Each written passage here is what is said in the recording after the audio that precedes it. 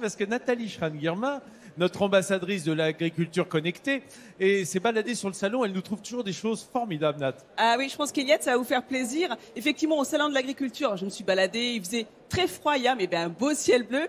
Et j'ai découvert, en plein milieu du salon de l'agriculture, regardez, cette serre. Cette serre, c'est pas une serre comme les autres. Je peux vous dire qu'elle a attiré de nombreux curieux. C'est une serre connectée 100% made in Grand Est, où on cultive à la verticale des légumes dans ces tours en plastique alimentaire. Alors on y trouve de la salade, des herbes aromatiques, des fleurs comestibles et même des champignons. Alors vraiment c'est assez intéressant. J'ai pas pu m'en empêcher, vous me connaissez, hein, je suis un estomac sur pattes. J'ai pas pu m'empêcher de goûter cette salade et je peux vous dire qu'elle est bien cultivée et qu'elle a bon goût.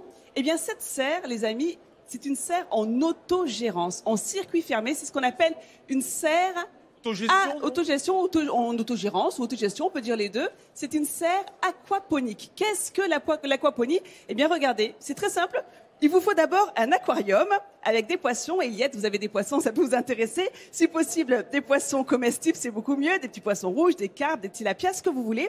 Ces petits poissons vont nager tranquillement dans l'aquarium. Les déjections de ces poissons vont servir d'engrais naturels. Ils vont être aspirés par une pompe. Cette eau va ruisseler sur vos légumes. Donc ces légumes vont se nourrir de ces engrais naturels, vont purifier l'eau. Donc cette eau va retomber après dans nos aquariums, saine, complètement saine, pour nos poissons. C'est une idée géniale. Et génial, il n'y a aucun gâchis, quoi. Aucun gâchis, c'est ça. Aucun pesticide, rien du tout. Et en plus, ça peut même fonctionner à l'énergie solaire grâce aux panneaux solaires. Nathalie, tu veux dire que ce sont les plantes qui filtrent, en fait? Pardon? Ce sont les plantes qui filtrent les Ce sont les plantes des qui filtrent et qui purifient. Qui s'en nourrissent. Si tu veux, ils s'auto-nourrissent et ils nous nourrissent, nous. Mais le plus de cette serre, là où il se distingue des autres, c'est qu'elle est moderne grâce à son côté connecté. Ça, c'est génial. Donc, si vous n'avez pas la main verte, si vous n'êtes pas un jardin, si vous n'avez pas le temps de jardiner, c'est pas grave. Regardez, il y a ce petit boîtier qui est collé sur votre serre. Donc, vous recevez tous les réglages à effectuer dans la serre. Vous êtes très peu sollicité, hein, une heure par semaine. Ces boîtiers vont mesurer l'humidité, la température de l'air, la température de l'eau, ainsi que le pH des sols et transmettre toutes ces informations à une application smartphone. Et on est très content de recevoir en plateau Mickaël Gandeki, qui est fondateur, fait partie des 3 fondateurs de cette serre connectée. Alors on a vu des salades, des herbes aromatiques. Qu'est-ce qu'on peut cultiver à part d'autres? Est-ce qu'on peut mettre des pommes de terre, des tomates? Ah non, hein, les pommes de terre, on a besoin d'un peu de terre, donc ça se combine bien avec une culture quand même extensive. Nous, on va se concentrer sur l'ultra frais, ce qui fait du sens en local pour consommer toute l'année ces végétaux près de chez soi. Et on peut cultiver jusqu'à 400 kilos de légumes et 40 kilos de poissons par an. Et oui, tout à fait, quand on a la main, donc au bout de quelques mois, on est capable de sortir 200, 300, 400 kilos de légumes pour nos pionniers les plus aguerris. Alors, ce qui est génial, c'est qu'on n'a même pas besoin d'avoir un grand jardin pour avoir votre serre. Vous investissez même les grandes villes, les copropriétés, les toits des immeubles. Tout à fait, on est déjà présent à Marseille sur les toits, un peu à Paris, en région parisienne.